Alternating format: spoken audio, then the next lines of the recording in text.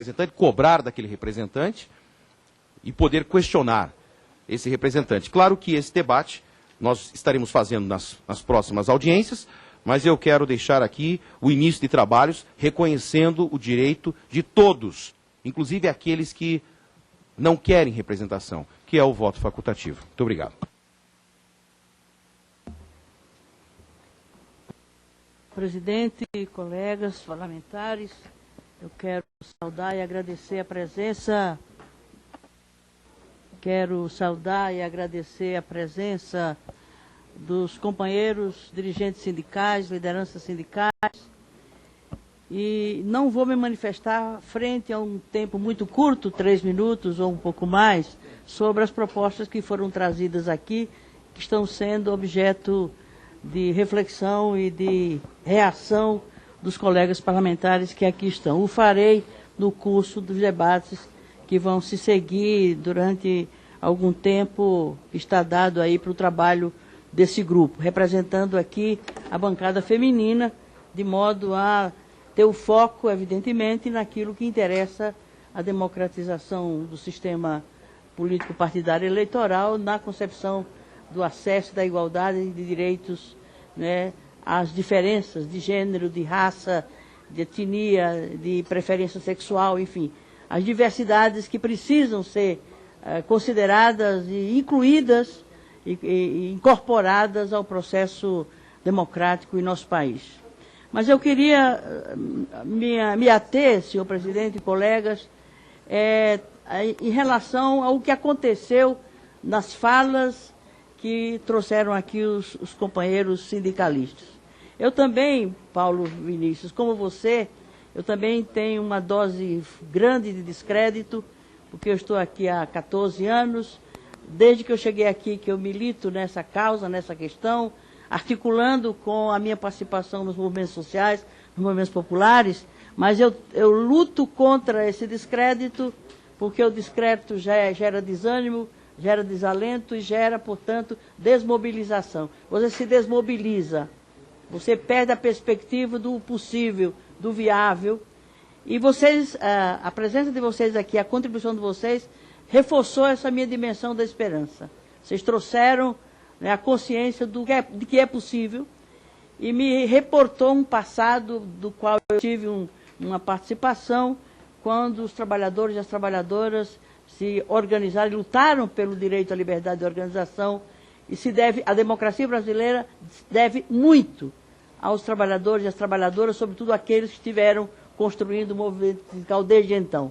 E dá uma enorme alegria e esperança de ver que o movimento sindical, com essa diversidade que vocês representam hoje, através das várias centrais, que o movimento sindical está vivo, está forte e está participativo, né, protagonizando inclusive questões que vão para além das demandas econômicas, que sempre marcou historicamente a luta do movimento sindical. Vocês estão fazendo política. Vocês estão interferindo politicamente numa questão estratégica e numa questão atual, que é o aperfeiçoamento do processo democrático em nosso país. Por isso eu quero agradecer e dizer que saio desse encontro aqui com muito mais energia e com muito mais expectativa nesse processo do que quando cheguei aqui nessa audiência. E quero saudar o presidente pela ideia de fazer mesas com uma configuração como a que está dada aqui. Seria interessante que as outras audiências tivessem essa marca, que isso acumula do ponto de vista de um segmento que está questionando, está discutindo e que está elaborando em torno da temática objeto desse grupo de trabalho. Eu percebi nas falas algumas questões. Há uma coincidência de posição e de propostas.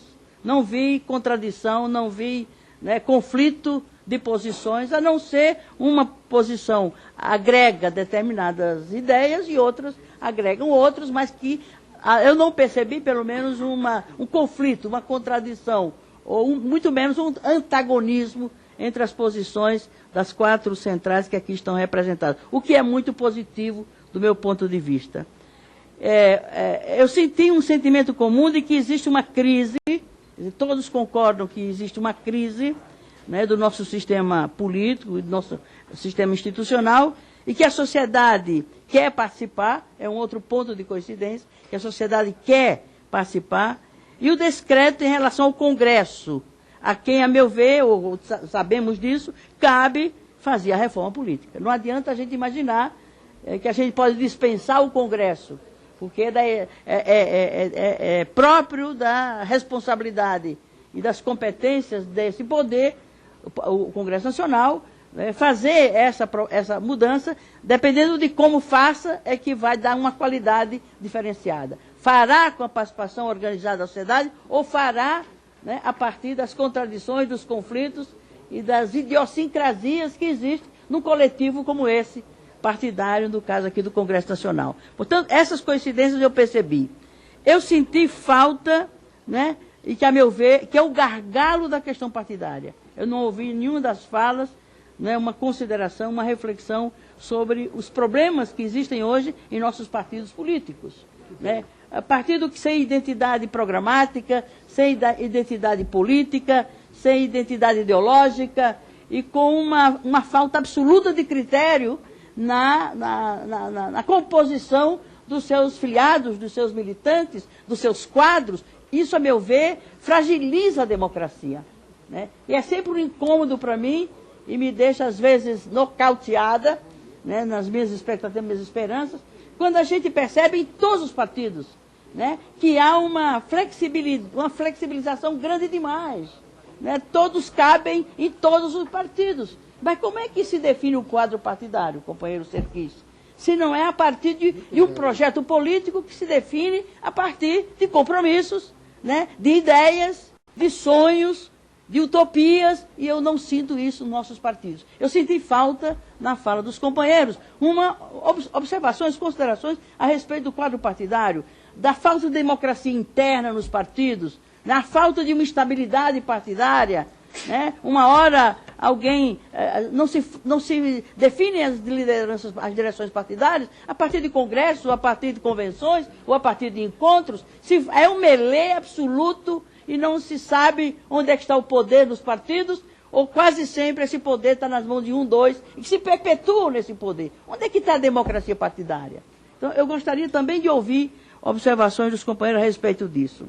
Agora, eu queria ir mais além, né? Como compatibilizar os prazos, né, entre o encaminhamento da questão no Congresso, e se vê que há, sobretudo pela premência desses últimos fenômenos de rua, o Congresso trouxe para si, né, uma premência, uma urgência de dar uma resposta, embora tenha ficado décadas buscando uma resposta, e agora se precipita, evidente, que tem um acúmulo.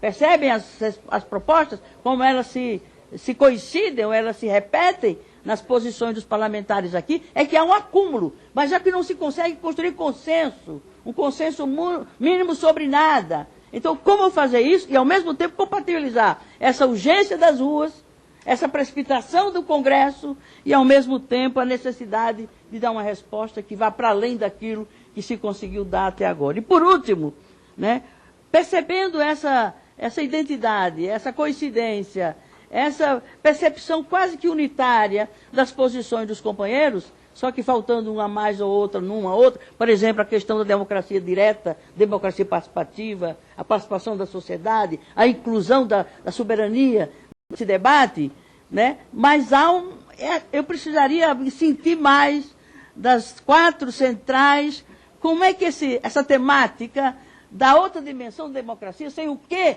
você não garante a representatividade, ou a legitimidade, a credibilidade e a estabilidade da representação, como é que todos veem a questão da democracia direta, democracia participativa, que inclusive está prevista na Constituição de 88, falta a sua regulamentação, que agora parece que a gente vai conseguir, através desse outro grupo que trabalha lá no Senado, com a participação de deputados e senadores. Mas, por último, eu peço desculpa, presidente, de ter ido além dos 3 minutos, é uma pergunta do o que fazer, né? Qual a possibilidade de unificação dessas forças, as forças sindicais, as forças dos trabalhadores, junto com as forças sociais, de um modo geral, né, na construção de uma proposta de iniciativa popular, né? Não é se contrapondo às iniciativas do Congresso, mas construindo junto, né, uma proposta que traga a energia, a visão, né, a expectativa da sociedade, mas ao mesmo tempo se viabilizando através do trabalho parlamentar, do trabalho da instituição que é própria para fazer uma normatização, uma regulação ou a construção de um sistema mais atual, mais moderno, mais democrático. E aí é uma resposta. Para que reforma política? A não ser para o aprofundamento e a radicalização da democracia. Então, eram essas as questões. Estou muito feliz, presidente. Valeu por muitos dos tempos de espera que a gente teve, esse momento, e que pode ser o mote e o modelo que Vossa Excelência, sob sua orientação, possa trazer para as outras audiências públicas que estão programadas aí pela frente. Obrigado. Deputado Bezoini.